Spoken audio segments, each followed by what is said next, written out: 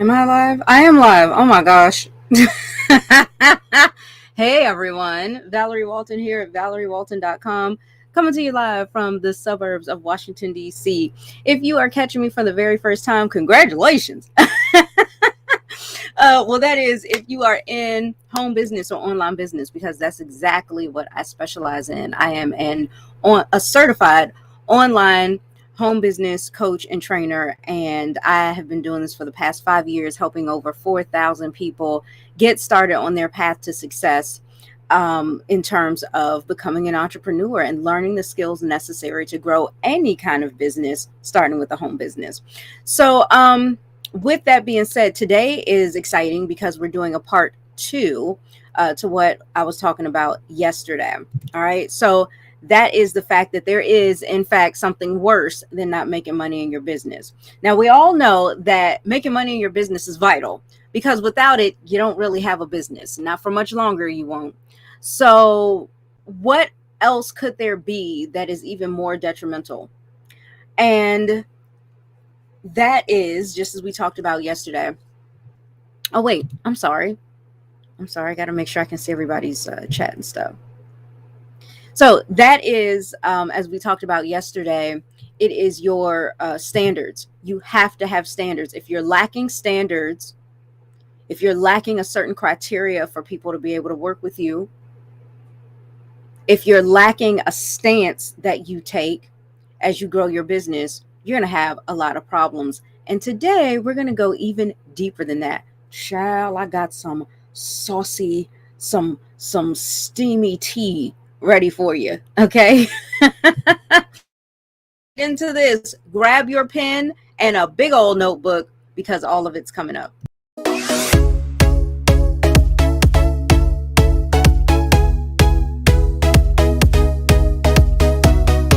All right.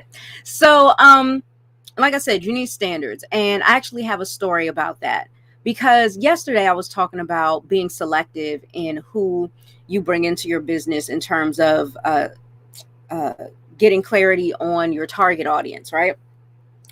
Well, today I'm going to talk about some of the common things that you're going to find yourself doing in home business if you haven't already started doing it, that people will overlook. Entrepreneurs will overlook this. They'll say, oh, no big deal. It's just this one time this happened. And again, just like I talked about yesterday, you need to look at your business relationships that you are building with people in the same way that you grow any other relationship in life. There are certain things where we'll take dating, for example, but there are certain things that you will not tolerate from a person. No matter how well you know them, right? And so I want to dive into that today. So today I want to talk about, like I said, something very common. As a coach, I set appointments, right? And I actually had talked to a coaching client of mine a while back. So if this sounds familiar, it's probably not you that I'm talking about. But I had a client a while back come to me and say, Val, I'm having some problems with, not with the lead generation, but with being able to close. And I said, well, what are you finding is the difficulty, the challenge? And she said, I am scheduling people to get on the calls so that we can have that prospecting call and I can qualify them and then offer them what I want to offer, but they're not showing up for the appointments, right? Now, of course, she didn't call it a prospecting appointment, right? She had a nice, catchy little name. I'm not going to give away what it is, but let's just say it's a breakthrough session or something like that, right? An invitation for a person to come and sit down with you and just really have a consult where they can open up to you about what they have going on in their lives and why they want to start a business so that you can determine if they fit the standards that you have set to add a person to your team or to even offer them a space on your team. And so when I asked, well, what do you mean they're not showing up? That's ludicrous. Right? What do you mean by that? She said to me, well, a couple of things happen. Many times, well, not many times, but she said there's some times where They agreed to the appointment. They're excited about it. I set it up on Zoom, so they get a link, and but they still don't show up. And then I try to follow up with them, and they say, "Oh, I forgot."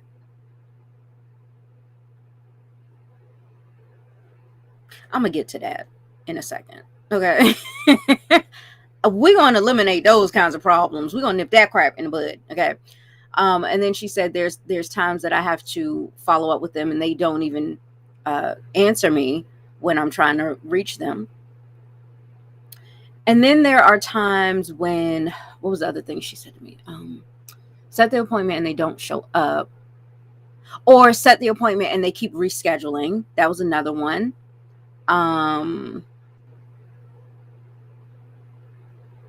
Yep, stuff like that. I think that was the main things that she was sharing with me. Here's the deal. When you and your prospect have agreed, right? You've made a commitment to show up, right? Meet up and have a conversation about something that will benefit them. There should be no reason why they don't show up. I'm talking, unless there is a dire emergency, like there's an earthquake, a hurricane, a tornado, something like that, a tsunami. You know what I'm saying? Like, what the hell reason? Especially if you are someone who has like a booking calendar and you allow them to select the date and time, they chose it, or if it's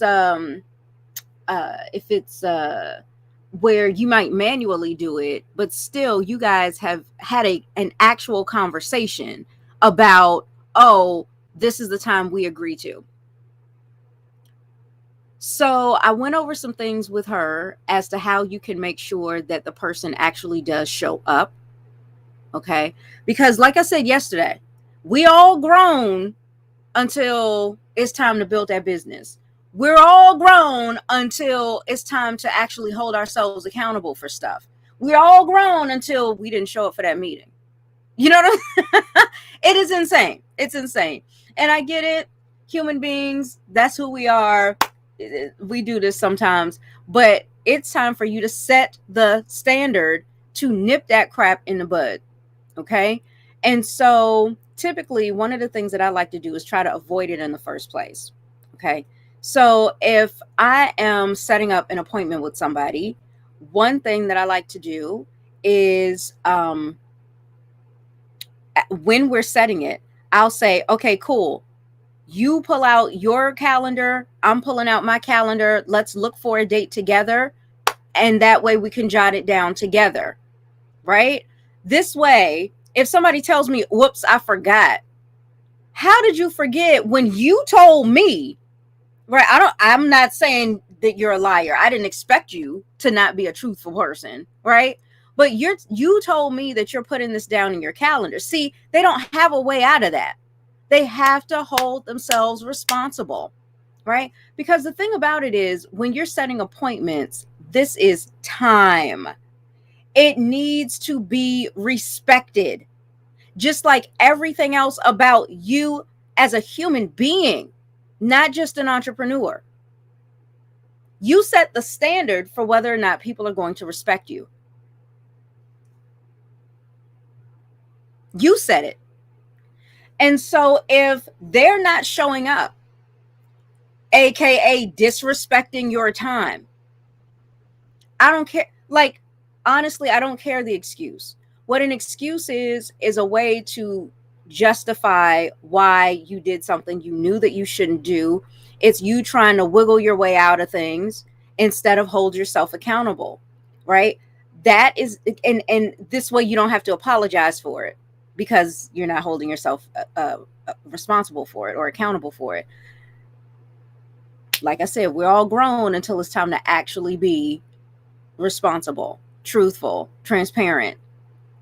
You know what I mean? So don't let them have any wiggle room to walk away from accountability. So if we both pull out our calendars, right? We are showing, like, there's a reason why I wear a watch, right? Of course, I got 2 cell phones. I got 2. There's time on both of them. I don't necessarily need to be able to tell time by looking at my watch. Matter of fact, directly in front of me is a TV screen in my office. The time is right there. So I don't need it necessarily to keep time. I keep it here as a symbolic reminder that time is valuable. And this is why I have a valuable watch, right? Real gold, real diamonds. Okay. I have that there to remind myself to respect other people's time, to respect my own time that God has given me in this 24-hour day, to not waste it. And see, if you set that standard to let people know, this is how I feel about time. I respect my time. I try to hold myself accountable for every minute. Now, I am choosing to spend 60 minutes or 20 minutes or 10 minutes with you because you came to me for assistance in your business. So since you are committed to investing time into yourself, I'm going to be just as committed to invest time into you as well, because you're seeking some help, some guidance from me. That's how important it is. That's what you want to do. Okay. So let me pause for just a second because I'm seeing comments pop up. I see Cornell is on. Hello. Good to see you. I think you might be a new viewer. Is that correct? And I see my husband is on. Hello. Hello. Where you at? What's going on? Let me check the phone. Bruh. Oh my God. Anyway. Anyway, it's good to have you on because we're actually talking about something that I know so many entrepreneurs talk about or experience, and you and I have even talked about it before, so it's pretty cool. But no, I'm not talking about you. Hey Mary, what's going on, girl? Hello. Of course I know who you are. So it's good to see all of you guys on. Matter of fact, I'll show Cornell is on. And then here's my husband, Sonny. And then we have Mary on from Indy. What's up? Okay. So good to see you guys. Just wanted to give y'all a shout out and put y'all on my screen. Okay. So, again, we're setting a standard. Now I want you to think about something. If you set up a first date, because that's kind of what this is like. When you have your prospecting call, you're going to be asking them some questions, but you're not doing it just to interrogate them. You're going to be asking them questions to get to know more about them so that you can make a determination as to what you'd like to see happen next, right? What's going to be best for both of you. Same thing when you go out on a date. Your first date, you're getting to know one another. You're going to have conversations. You're going to spend some quality time with one another to see what's going to happen next. Will there be a second date? Is this going to go somewhere? Or is this a flop and it's time to part ways, right? This is what you do with your prospecting conversations that you're setting up on your calendar. This is very important. This is taking time away from other things you could be doing in your business. This is taking time away from your family, your loved ones. This is taking time away from yourself and your own self-care. So yes, it is important that you select people to put on your calendar that respect that and can acknowledge, yeah, this person could be anywhere else doing anything else, and they are choosing to help me out. I respect that. I appreciate that.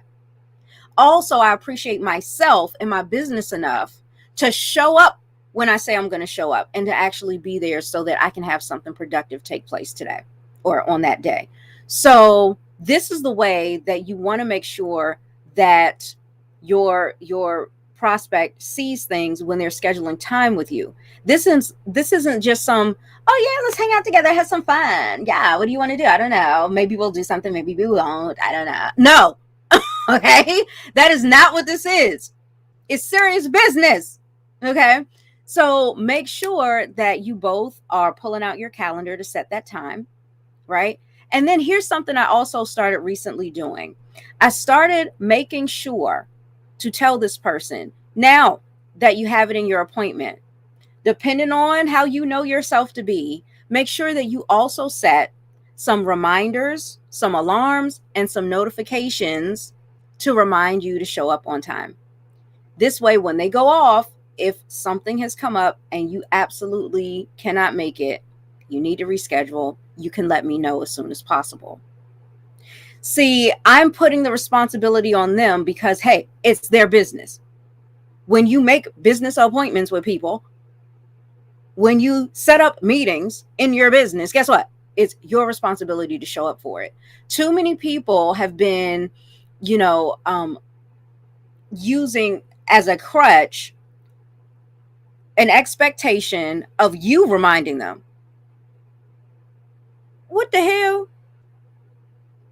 You're not reminding me. Why do I have to remind you? I can remember to show up on time. And I'm the one helping you. I'm not the one that needs something. You're the one that needs something. And you want me to not only help you, but then remind you that you need help. That you came to me for. No, I'm not seeing it. Can somebody help me make it make sense? Okay? Because it doesn't. Now, granted, of course, through, certain systems and programs with your booking calendar and stuff, of course, you can set up some notifications and some reminders. And I'm not saying don't do that, but just make sure that you're making it known that you hold them to a standard of being responsible enough to show up when they say they're going to show up. You hold them at a standard where you have an expectation that they are going to, that they actually have some integrity, that when they say they're going to do something, that they actually do it. Let people know that that is the standard that you hold them to. And if they can't or don't want to live up to that standard, we don't even need to meet. Bye. Why am I going to waste time putting you on my calendar?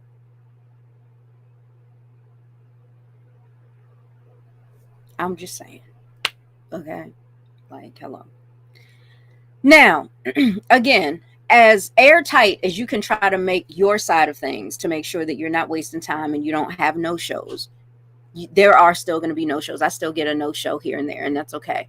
It's okay. As long as you know that you've put forth every effort as the entrepreneur, as the person with the posture, as the person who is in control, that you've done everything in your control to make sure that they understand that you're respectful of their time as well as your own, right? As long as you've put in, you put your best foot forward, there's not really much more that you can do. One other thing that I will add is I actually put that in the questions whenever somebody's scheduling automatically, when they're going to my booking calendar and I'm not manually scheduling them. One question that I do ask is, I know this may sound like a silly question, but when you say you're going to show up for something, you do show up, right? I can trust that you're going to show up for this session, correct? Right? That's actually something to that effect. Is actually a question on my booking calendar. Now, don't just go over to my booking calendar just to go look at that question, child. But that is on there. Because again, I want them to be consciously and subconsciously, right? Because I'm planting the seed to test their integrity, right? And I want this person, if they're going to be on my team, I want them to be a person that, yes, is responsible, yes, holds themselves accountable so that I don't have to do it, and yes, lives up to their word. Imagine not being certain of this, right? And not doing the things necessary to make sure you're putting the right people on your team.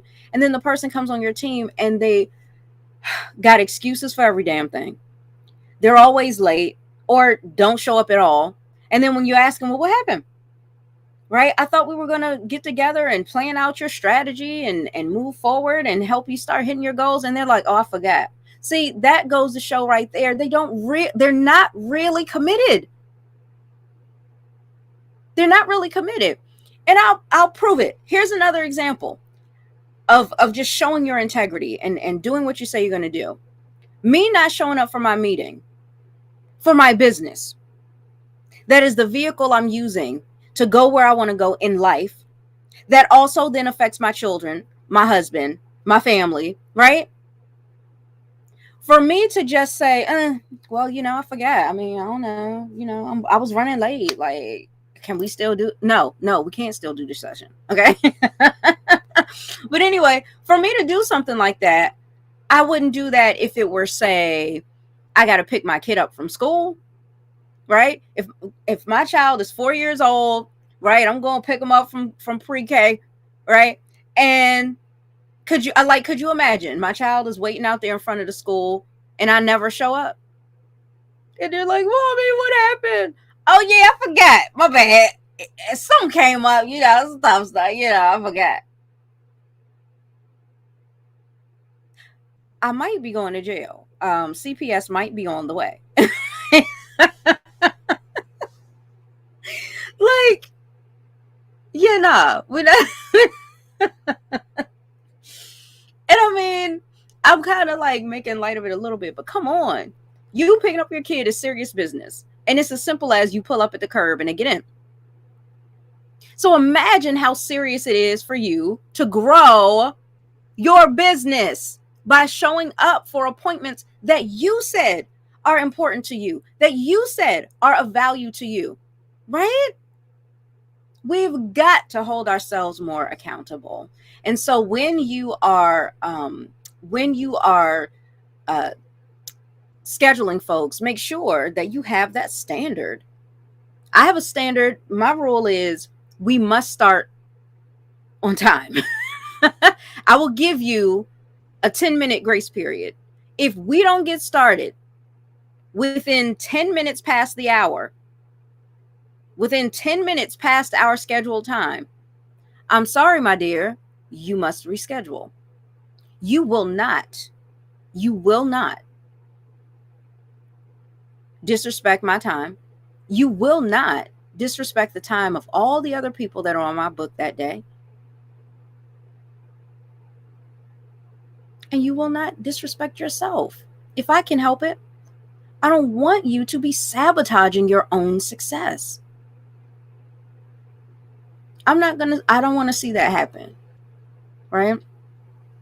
Going to jail. You got bail money.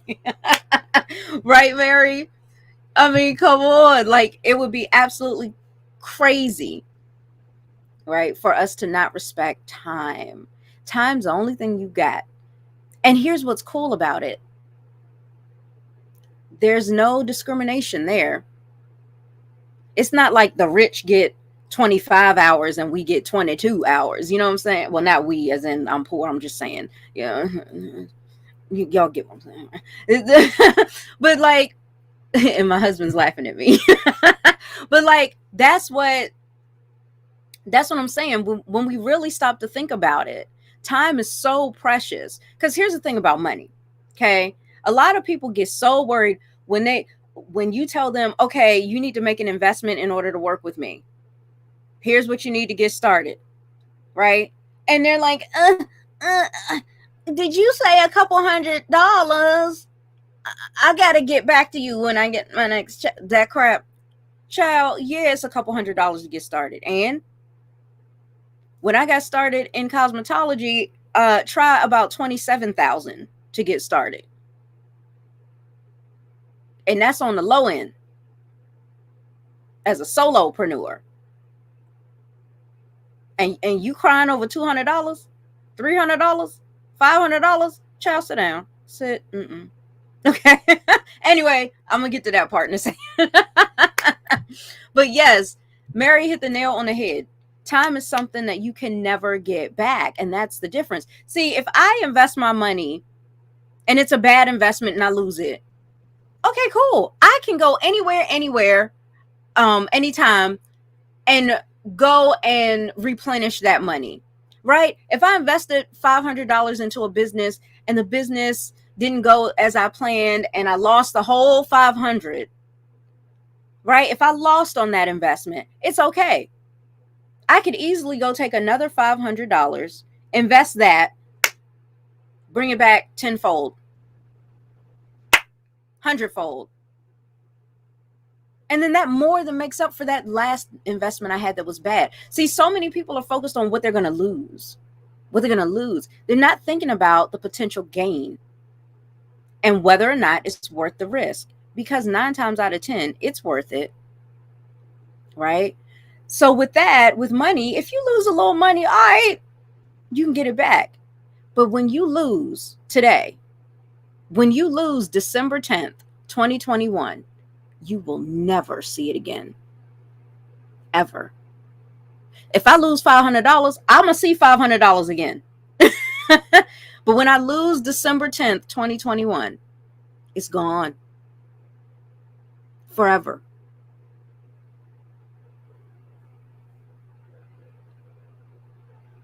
See, if you and I had an appointment for today, December 10th, 2021 at 5:30, and I'm sitting here waiting on you, and 3 minutes go by, 5 minutes go by, 10 minutes go by, waiting on you. Could you imagine how much could have taken place in that 10 minutes that you haven't shown up yet? And I'm never getting it back. 10 minutes that we could have been making major breakthroughs in your business. 10 minutes that if I didn't have the appointment with you, I could have been spending creating a magical moment with my husband. At least the first 10 minutes, you know what I'm saying? It's not only going to be 10 minutes, trust me. But or 10 minutes I could have spent, you know, having a moment with my children, having a deep conversation with them.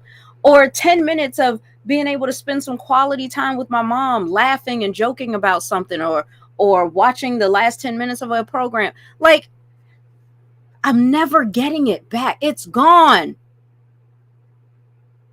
When you see people get closer and closer into their old age, right? When they get closer into their old age, one thing that you hear people say, and these are the people that played it safe, didn't take a lot of risks, they miss their youth, right? Because they wasted their youth away. And a lot of times, one of the things that they'll tell you they wasted their youth on was overworking. Working. 40 hours, 60 hours. Those hours gone forever. Hours that they would rather have done something else with, but they didn't take a chance. You know? So please set the standard in your business. Okay? Exactly. Even up to 80,000. Cornell know what the deal is up in here. Okay? We ain't playing no games. We're trying to make real money up in here. Okay? So I love it. Okay. Now, let's think about this. You have that standard. Okay, we got that part out of the way. That was the first half of what I wanted to talk about with you today. Now, I said this is a part 2. What we worked on yesterday, and I was hoping one of our VIPs from Vals VIP Vault would be able to attend today as well as she did yesterday, because she has some really great questions. But that's okay. She can catch the replay. Tony, if you're watching, shout out to you. You've been asking some great questions that has allowed so many people to be impacted by it. So I'm glad you didn't keep those questions to yourself, so that I can create this amazing content, and more people are getting the help that they need and the clarity that they need to grow their business.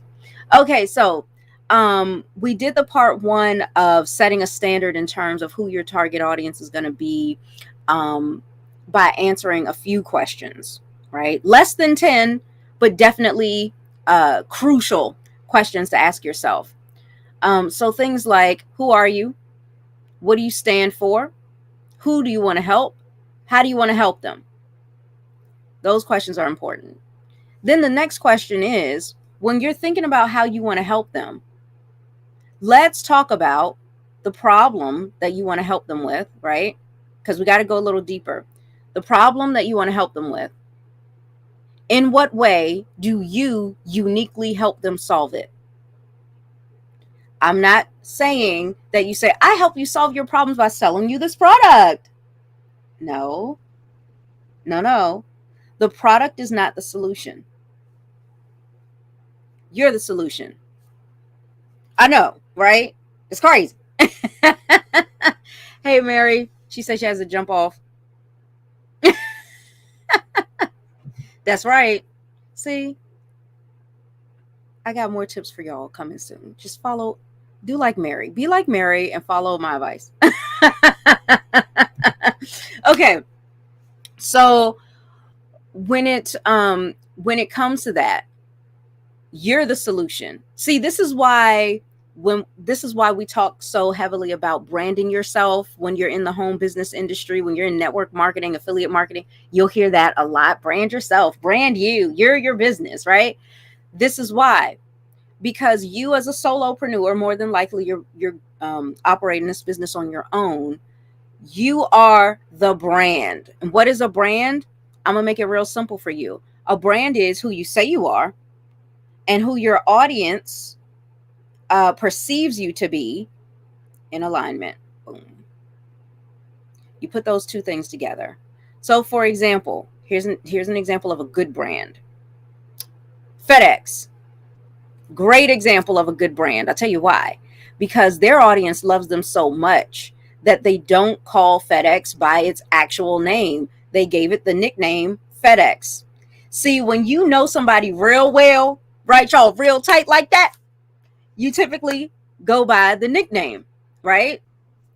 Just like I call my husband Sonny or some other things. I'm not going to tell y'all. Or like he calls me Val. That's not my name. My name is Valerie, right? But he calls me Val, and many of you call me Val. All right. So he'll call me that as well as some other things. But you catch my drift. The audience, the audience loves, I was going to say Xerox because Sonny threw me off. But yes, Xerox is also a great brand, and I'm going to talk to you about that in a second. So let me pull that back up in a sec. But yeah, FedEx is a great brand because their audience loves them so much, right, that they lovingly have entitled them with a nickname. Okay. Why does their audience love them so much? Because they have integrity. Who they say they are is what they present to their audience. And it's the way that the audience perceives them because that's what they deliver, if not over deliver. Super important. Okay. When I say that I am an online business coach that helps people get results, right? Well, when you start working with me and you start getting results, you're like, damn, she was right. And sure enough, zoop, this is what people know me to be. My reputation, right? So it is my identity, who I say I am, and my reputation, how others perceive me, in alignment. Is your identity and reputation in alignment?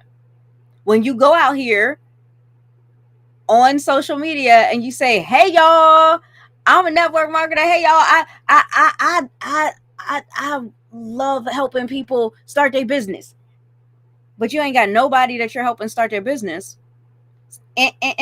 There's no alignment there, and that's why there's a problem. If you say, "I love helping people that want to make money," that's a confusing message. Who doesn't want to make money? Not only do we want to make money because we know we need money. Money is a resource. It's the one resource to help you get all the other resources in your life. Of course, we want to make more money. It'd be crazy. I ain't never seen nobody say, "Stop that." No, I don't. I make way too much money. I don't want money. It's crazy. Don't nobody do that. Okay.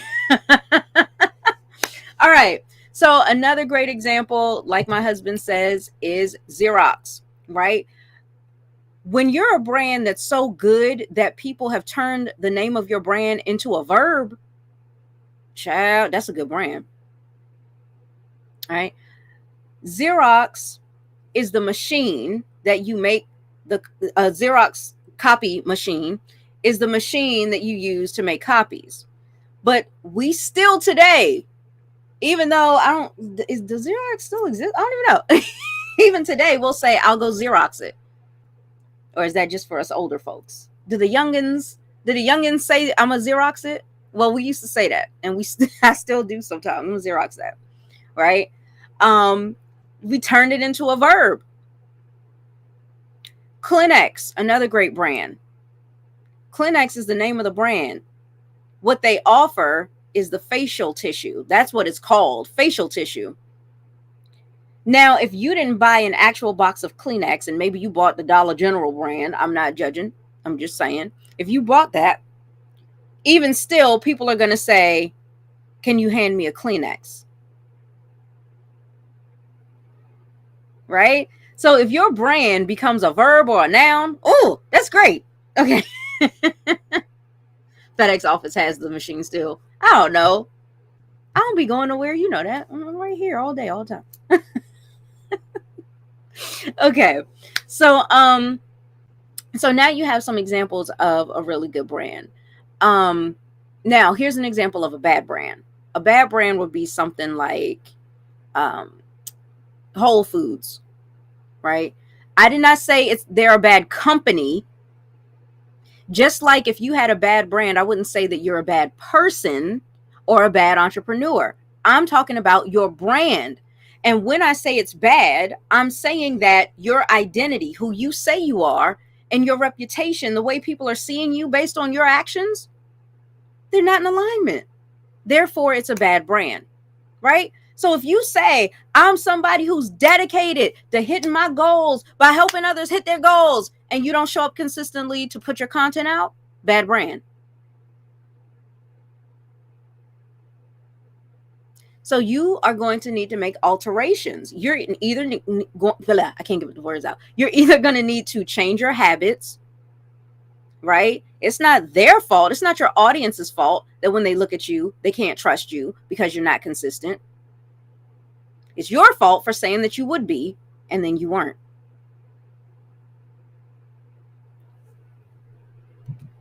Tough love, had to give it to you. Had to. Okay? So super duper important. Now, with that, right? Are we answering those questions? What is a specific, the biggest problem? Because yes, you might have a company where you got a lot of products, therefore you've got a lot of solutions. But right now, let's focus on one problem, one major problem that your target audience has.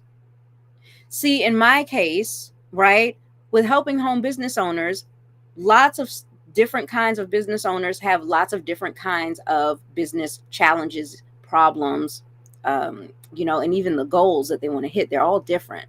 So I need to pick one in particular. What I like to do is focus on getting rid of the confusion and the headache, making things as clear and as simple as possible, right, in order to free up your time. Because I like to focus on the people that want time freedom, specifically time freedom to spend more of it with their family, where they really want to be, just like me. Okay? Because you ain't getting my family time, Gerald. You can forget it. Okay? So, same thing with you. When you're looking at, okay, this is the problem I solve, you want to do this to niche down. You want to do this because although initially you might be thinking, well, if I get more specific, this means I'm helping less people because I'm getting more specific. On the contrary, the more specific you are, the more people realize this person knows exactly what direction they're going in. This is the kind of person that I can trust to follow because they know how to lead. They know where they're going. As opposed to, I'm everywhere. I'm all over the place. I'm a zigzag here, there, everywhere. I'm going to help you with this and this and this. I'm all over the place. It's crazy. But let's focus. Let's zero in on just one thing right now. Because here's the thing about having a target audience and niching down. The thing about it is, on a target, right, I can take a dart. What is my aim? What is my focus? What am I trying to hit? First of all, if you knew, you're just trying to hit the target, period. Somewhere on the damn target. Okay. But the goal is hit the bullseye. This is what you're doing when you decide on your target audience, right? When we're talking about target audience, maybe we should really start calling it my bullseye audience, because you want to hit the bullseye. You want a specific kind of person that just, hits that sweet spot, that's who you want to work with, that you know that not only will it be rewarding and fulfilling, but it'll be fun. It'll be enjoyable for you to operate your business every day when you're working surrounded by the people that you really want to work with, right? So that's the bullseye. And then you're going to have rings around the bullseye. That's also a part of the target. So that even if the person doesn't exactly fit the bullseye description, they may fit something similar, and so that you will still attract them with your marketing efforts. You're still going to attract them, because even if they don't fit that description, they're going to be somebody who wishes they did, right? Or they're trying to and they just don't know how, and they're looking for somebody to help them with that, right? It's stuff like that. And child, somebody about to get banned from my channel. They just don't know it yet. Anyway, moving on. So when you're thinking about the problem, this is why I'm telling you niche down, pick one for now, because you're going to have plenty of different things you can offer people. Yeah, we'll get to that. But focus on the one so that you can get so much clearer on your marketing message, as well as your content marketing when you get ready to do that too. And when you're doing your active or proactive prospecting, that you do it in a manner that keeps it simple for you, and you can easily find your target audience anywhere on social media. So all of that's going to be really important. So we're talking problem. Now the solution. Again, your products and services, your business opportunity is not the solution. It is a way, it is a tool to help you facilitate your solution. Again, the solution is you, right? You as a business entity. You are the one that is going to solve the problem. This is why you are always going to want to show your face, show your lovely face, show your personality, show who you are, because you want to be authentic in your business. When you show up for people, they want authenticity, and they want consistency, and they want relatability. If you show up with those three things, bam, you're going to start getting leads and sales. Because it's those three things: the authenticity, the consistency, and the relatability. Write that down. Those three things is what helps a person establish trust in you. No trust, no transaction. Write that down. So if you're wondering why you haven't made the money you want to make in your business, I know we always talk about, oh, it's the impact, the impact. Oh, you can be impacting people, honey, but it's the trust. People could love turning into your content on a regular basis because you impact them in a particular way. Maybe you entertain them. Maybe you educate them. Maybe you enlighten them. Maybe you empower them. That's great. Where the money at? Right? The money's in how much trust they have in you to trust you enough to answer your call to action. And typically, that call that you put out there is a call to buy, is a call to at least take the next step towards a sale, which is the prospecting conversation and things like that. Without it, without it meaning the trust, you'll never get that. You'll never get that far. You'll never get to the close. Authenticity, consistency, relatability. On a scale of 1 to 10, where are you?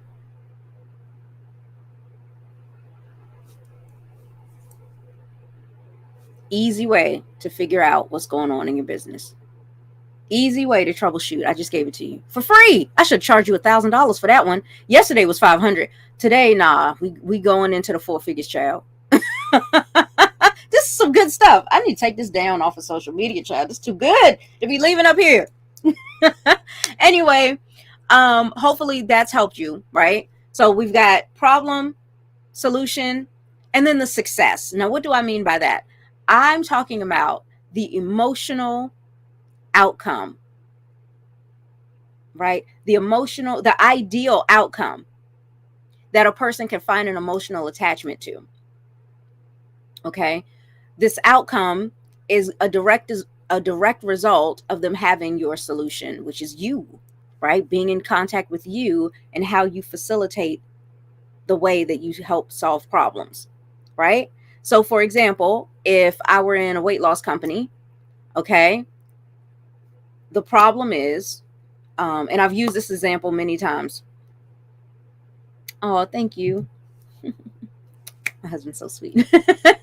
So I've said many times that I like to use an example of being in a weight loss network marketing company. And of course, their flagship product would be weight loss products. Now, my target audience is not going to be any and everybody that wants to lose weight. In my case, what I'm going to do is pause for a moment. And we did this exercise yesterday together. So if you missed it, go back, watch yesterday. But you're going to pause for a moment and think about, where was a very poignant, a very meaningful moment in my life, a very memorable moment in my life that I thought to myself, I need to lose weight, right? Where I can relate to having the problem of needing to lose weight. Where did that happen in my life? For me, having children, although it was a long time ago, that is a moment that really stuck out for me. Okay. So now, ding, ding, there's my target audience. Other women just like myself, right? That just like myself in that moment back then. So women who are new mothers looking to go back to their pre-baby weight, that's my target audience. You see how specific that is? So it's not any and everybody that wants to lose weight. It is new moms. Now, just because I'm focused on the bullseye of the new moms, does that mean I can't also help other people that want to lose weight for different reasons? Of course not. They are my other rings on the target. And when they see me and they love my personality, they're going to approach me and say, I just love you. I see you all the time because I'm so consistent. And they're going to say, I know you help moms, but I've been looking to lose weight too. You got anything for me? Attraction marketing, baby. That's where the money is. This is how you do this. Okay. So this is why you need to think about niching down, getting super specific on your target audience so that you can show them how you have a solution for them. So my solution would be, I help moms, right, find a way to get their sexy back, rebuild their confidence back in their physical appearance while they're also, getting used to their new life as a mom, right? I could say something like that. That's the solution. Now, what's the success? What's going to happen when they connect with me and discover how I provide that solution? It's going to be through my business and my products, right? But how I provide the solution of finding a more holistic way, right? That way it's an overall health, right? To go back to their pre-baby weight and regain their confidence and regain their sexy and feeling of being desirable again. How do I do that? Right? And when I show them how I do that, what are they going to feel? What's the outcome for them? Right? So that they can regain a sense of their identity, so that they can have more energy for their baby, so that they can feel like they're back in control of their lives again, so that they can be excited and hopeful for everything that is to come in motherhood and be physically prepared for it. It's not going to feel good to know that you have your baby, you want to be around for your baby's future, and you're not healthy. It doesn't feel good, but it does feel good if they have the antithesis of that. That's the success, right? These are the types of questions that I need to answer before you go out here on social media posting blindly for no true meaning, and then wondering why you're not getting any meaningful engagement, nor are you getting any meaningful conversations. Because if you're getting empty conversations, empty commenting, right? If you're getting those things, maybe it's because you put out an empty message. No meaning behind it. Nothing for anybody to really think about. Nothing that invites people in to a meaningful conversation. See, none of that can be done until first we establish all of this stuff and set that standard. So you see how important it is to not only have standards in your life, but have standards in your business as well. We done covered a gazillion things, child, between yesterday and today. We covered the target audience. We covered having more confidence and recognizing the value in yourself as a person. We covered growing your value as an entrepreneur by growing your skill sets. All of that stuff we talked about yesterday and then some. And then today we talked about having a standard for what we will and will not tolerate. You're not going to tolerate, setting up, if I go back to the dating example, you're not going to tolerate setting up a first date and this person stands you up. Setting up a first date, the person's an hour late talking about some whoops, my bad. You know how I be. No, I don't. Because I'm getting up from this table, nighty night. You going to have your date by yourself. No. Right? Or standing you up and not showing up at all. You're not going to keep calling. Hello, is everything okay? What happened? Child, bye. I'm moving on to the next prospect. Hello. And it's true. You do it in your own real, what we call in real life, IRL. This is your real life. Your business is a part of your real life. Stop playing. Okay? Have those standards. There's nothing wrong with it. You should be proud that you do. And yes, you're going to lose some folks. And in the very beginning of building your business, it's going to feel like you're losing everybody. But what you're actually doing is weeding through the riffraff. The riffraff always show up first. You know what I'm saying? Get rid of that. Get rid of that. You want to focus on getting what you deserve. And if you're putting in real effort into growing your business and you are treating your business with care, you deserve to harvest from that good seed planting. But when you go for just any and everybody out of desperation, well, you know what happens in dating? Well, it's going to be the same thing in your business. If you just go and date any and everybody, it don't even matter though, just as long as you get a date, child, that's how desperate you are. If you do that, don't be surprised you wind up in a slew of different types of meaningless relationships, dangerous relationships, right? Unhealthy relationships because of it. Same thing for your business. If you run around desperate trying to get any and everybody into your business, don't be surprised that you end up with meaningless relationships in your business where people are here today, gone in about 2 months or less. And then you have a revolving door as a business, and you can never rank up in your business because you're always trying to fill in for all the people that left, right? Also, you're going to have those dangerous relationships where you got people in your company don't trust you, you don't trust them. Great. Let the sabotage begin. Right? I mean, it's ridiculous. I saved the drama for TV, child. I don't have it in my life. Right?